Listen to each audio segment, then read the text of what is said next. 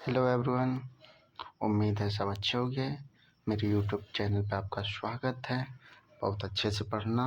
और I am really sorry कि कुछ प्रॉब्लम की वजह से वीडियो थोड़ा कम डाल पा रहे हैं, लेकिन जल्दी शुरू करेंगे। तो चलिए हम आगे देखते हैं बिना देर के हुए। 15 क्वेश्चन मैंने कंप्लीट करा दिया था। 15 क्वेश्चन के बाद से हम लोगों को देखना है। ओके, 16 क्वेश्चन है। अ mixed economy has. Mixed economy क्या होता है? मिक्स्ड का मतलब होता है जो मिला हुआ हो। यानी कि हम अभी पढ़े थे कि हम क्या पढ़ रहे हैं, पब्लिक इंटरप्राइजेस, ठीक है। और इसमें प्राइवेट की भी हम बात कर रहे हैं। तो पब्लिक का मतलब होता है गवर्नमेंट, प्राइवेट का मतलब होता है सेल्फ। इन दोनों का जो इन्वॉल्वेशन होता है उसको हम लोग कहते हैं क्या, मिक्स्ड। क्या कहते हैं? उन दोनों एक साथ जब काम करते हैं तो उनको कहते हैं हम मिक्स्ड। तो देखो इसमें क्या है, mixed economy has only private, नहीं only private sector enterprises, public sector enterprises, नहीं both, yes of course it can be both, ठीक है। बोथ ऊपर वाला यानी कि सी वाला याद रखना। ओके, नेक्स्ट है public goods are. Public goods क्या होती हैं? तो देखो पब्लिक का मतलब होता है जो गवर्नमेंट द्वारा प्रोवाइड की जाती है, सीधी सी बात है। तो provide by the government for the collection. Okay, तो याद रखना है बी हमारा ऑप्शन सही होगा। Okay, inflation occurs when. Inflation का मतलब क्या होता है? जो क्या हो, इनफ्लो हो, ठीक है। तो देखो price of the goods and the services rise continuously. Price की बात ही नहीं होगी। पब्लिक अगर बात कर रही है तो पब्लिक में ये होना ही नहीं चाहिए। ओके, दूसरा है आपका अनएम्प्लॉयमेंट इंक्रीजेस। अनएम्प्लॉयमेंट भी नहीं होना चाहिए, ठीक है। इकोनॉमिकल ग्रोथ स्लो, नहीं ये भी नहीं होना चाहिए। All of the above. देखो ये तीनों तो मिस्टेक्स लग रहे हैं। अब देखो ऑप्शन के अनुसार ढूंढना है। मैक्सिमम क्वेश्चन में ध्यान ये देना है कि अगर आपका ऑप्शन नहीं मिल रहा है तो उसमें ढूंढो, ठीक है। अगर उसमें से कोई लगे तो टिक करो, नहीं लगे तो ऑल ऑफ द अबव पे टिक करके आ जाना है। देखो क्या लिखा है, price of the goods and service rise continuously. यानी कि इन्फ्लेशन का मतलब होता है एक तरह से क्या, बढ़ना, इनफ्लो करना, यानी कि बढ़ना। तो बढ़ेगा कब? जब प्राइस और गुड्स की बात होगी, सर्विसेज कंटिन्यू दिया जाएगा तब। तो चांस इसी पे है और होना यही चाहिए, ठीक है यही भी, क्योंकि इसके ऑप्शन के अनुसार, लेकिन मेरे ऑप्शन के अनुसार ये नहीं होना चाहिए। खैर डोंट वरी, आगे देखते हैं। जो मैंने बताया उस पर ध्यान दीजिएगा कि पहले ऑप्शन में ढूंढिएगा कि 3 या 4 जो ऑप्शन होंगे उसमें से कोई में भी हो सकता है या नहीं। लेकिन यहाँ पे इन्फ्लेशन का मतलब ये होता है एक तरह से इंक्रीज करना, बढ़ना। तो जब इंक्रीज करेगा तो हम मान लेंगे कि यही है, ठीक है। इतना समझ में? ओके, चलो इसके बाद से नेक्स्ट है हमारा 20 वाला क्वेश्चन। देखिए ध्यान से, नहीं 19, सॉरी 19 तो मैं छोड़ ही रहा था। The main source of the government revenue.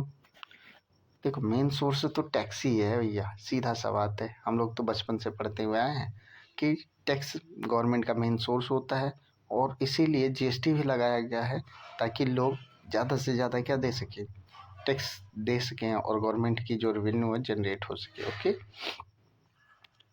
Next है आपका when the economy is the recession the government should be, या शुड, यानी कि जब आपका इकोनॉमी क्या हो, रिसेशन में हो, यानी कि प्रोग्रेस में हो, एक तरह से बढ़ने के मीन में हो, तो क्या हो सकता है?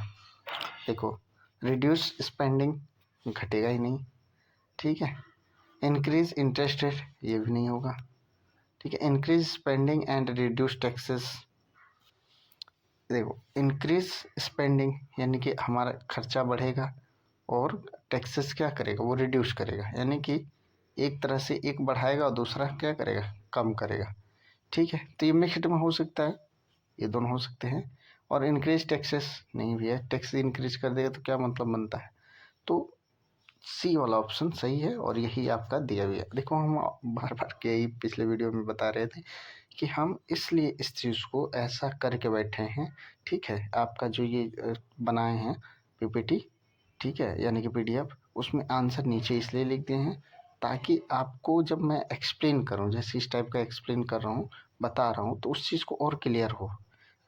अगर समझ में नहीं आ रहा है तो बता देना, हम अगले वीडियो में ठीक है अलग से दे देंगे आंसर की, और ऐसे डिस्कशन कर लेंगे। ठीक है, चलो अब बात करेंगे हम लोग किस पर,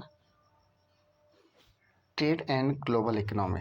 देखो हम लोगों को डायनेमिक तरीके से पढ़ना है, क्योंकि हम लोगों का जो टॉपिक्स है वही है क्या, इकोनॉमी ऑफ पब्लिक इंटरप्राइजेस। तो इकोनॉमी ऑफ पब्लिक इंटरप्राइजेस पे ध्यान देते समय ठीक है पब्लिक को भी लेना है, इकोनॉमी भी लेना है, चाहे वो नेशनल हो, डोमेस्टिक हो या इंटरनेशनल हो, उन दोनों पर डिस्कशन करनी है। ठीक है, अब देखो international trade help in, international trade हर एक चीज़ में हमको मदद करता है, ग्रोथ में, स्पेशलाइजेशन में, ठीक है, एक्सचेंजेस में, सब में मदद करता है। ठीक, तो देखो स्पेशलाइजेशन, ग्रोथ और फॉरेन एक्सचेंज, तो ऑल ऑफ दी अबव हो जाएगा। Okay, foreign direct investment, FDI, FDI का फुल फॉर्म याद रखना बेटा, फॉरेन डायरेक्ट इन्वेस्टमेंट। ये कई बार पेपर में आता है शॉर्ट में एफडीआई, और एफडीआई को लोग नहीं समझ पाते कि एफडीआई क्या है क्या है, तो टिक सही से नहीं कर क्या पाते हैं। और इस बार एमसीक्यू है तो एमसीक्यू को ध्यान में रखना। ओके, देखो तो एफडीआई, एफडीआई का फॉर्म तो आपको पता ही है। तो देखो एक ट्रिक सिखा रहा हूँ, जब किसी क्वेश्चन का ठीक है ये लगे कि ये क्वेश्चन हमें नहीं आ रहा है, तो उसमें देखना सबसे बड़ा एक्सप्लेनेशन कौन सा है। ठीक है, ये क्वेश्चन नहीं आ रहा है तो उसमें सबसे बड़ा आंसर क्या है, सबसे बड़ा आंसर पर टिक करके चले आना है। ठीक है, तो ये जब टिक करोगे तो ध्यान देना। तो देखो एक फॉरेन एफडीआई जो होता है, अब foreign company invest in another company business या कंट्रीज बिजनेस। ठीक है, याद रखोगे। ठीक है, तो ऑप्शन नंबर सी यहाँ सही होगा। ओके, क्वेश्चन नंबर जो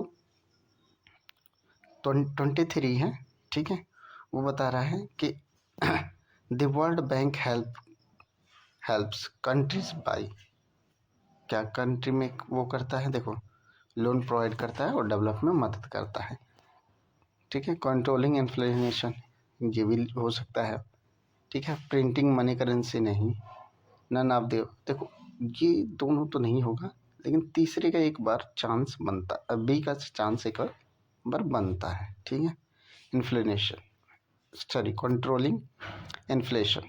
तो इन्फ्लेशन देखो दो तरीके का होता है, अगर वर्ड का पूछेगा ठीक है वर्ड का, तो ये जो हमारी वर्ल्ड बैंक है वो कंट्रोल करती है। लेकिन अगर कंट्री का पूछेगा ठीक है, तो कंट्री का पब्लिक इंटरप्राइजेज वगैरह या भारत की जो आरबीआई है ठीक है, सेबी है, ये कंट्रोल करती हैं। तो ऐसा कुछ तो लिखा तो है नहीं, दोनों को थोड़ा सा डाउट में है।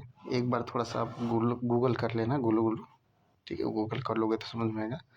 मेरे ख्याल से तो दोनों होना चाहिए, लेकिन अब यहाँ पर providing loan for the development, आगे कंट्रीज होते तो थोड़ा सा चलता, लेकिन थोड़ा सा डाउटफुल है। एनीवे मैं क्लियर करके बता दूंगा नेक्स्ट वीडियो में। ठीक, इसके लिए परेशान होने की ज़रूरत नहीं है। ओके, 23 डाउटफुल है, इसको हम ऐसे कलर से मार्क कर लेते हैं ताकि हम लोगों को याद रहे। ओके, नेक्स्ट है आपका 24, अ ट्रेड सरप्लस अकर व्हेन, एक ट्रेड सरप्लस कब होता है।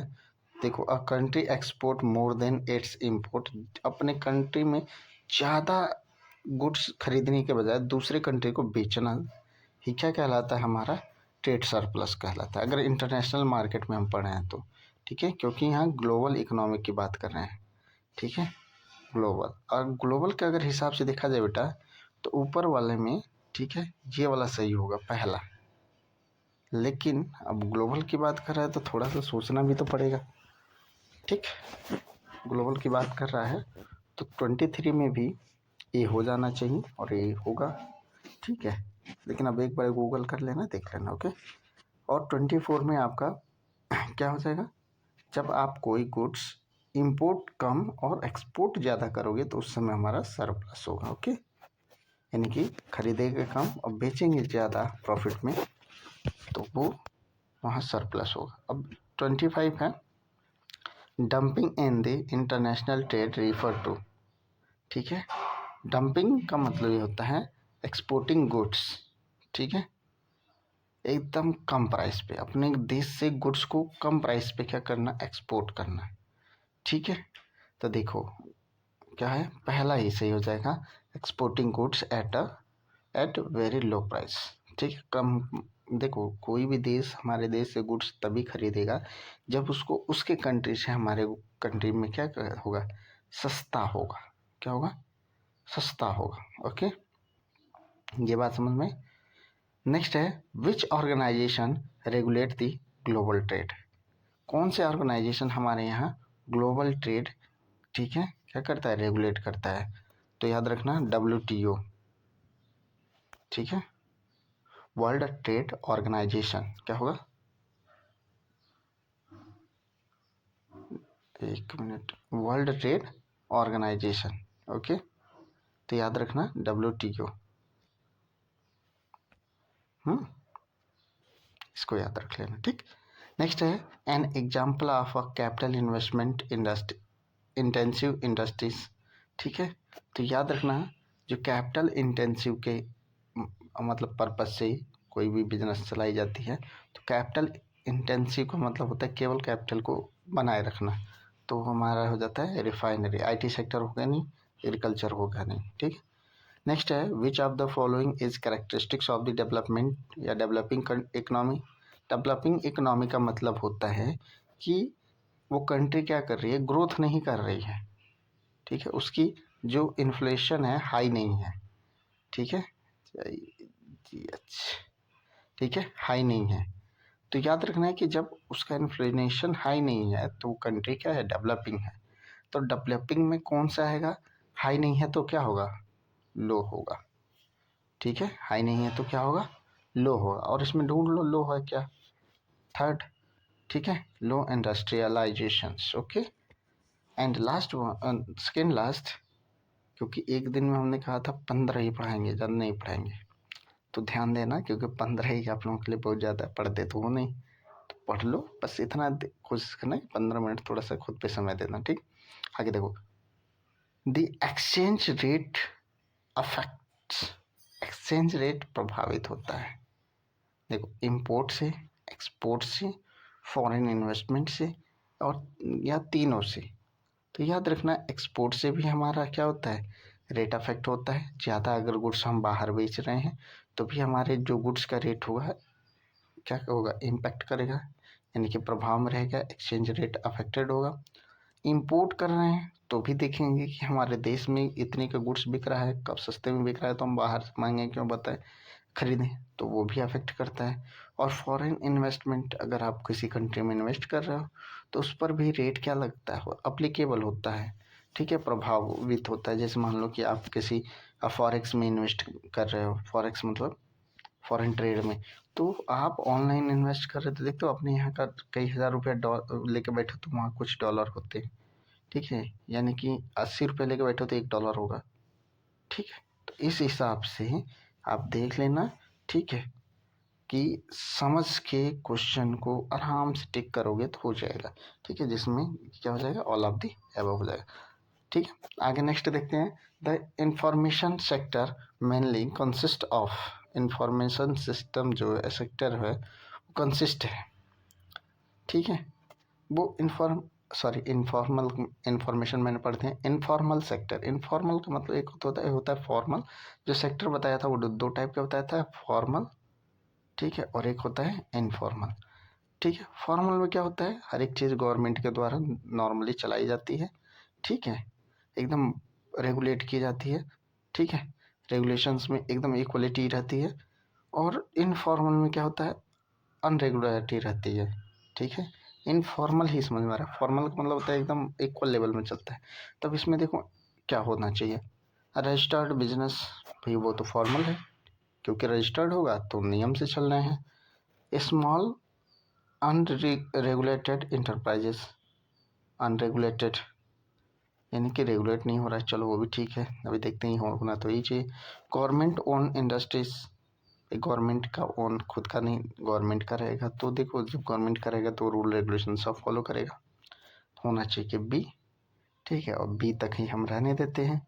फिर आगे बढ़ते हैं कि याद रखना है कि 30 तक हमने कर लिया है, 30 के आगे कल कराएंगे, तो अभी तक यहीं रुकते हैं। ठीक है, आगे फिर कल देखते हैं। ठीक है, ओके, चलो बाय बाय, टेक केयर।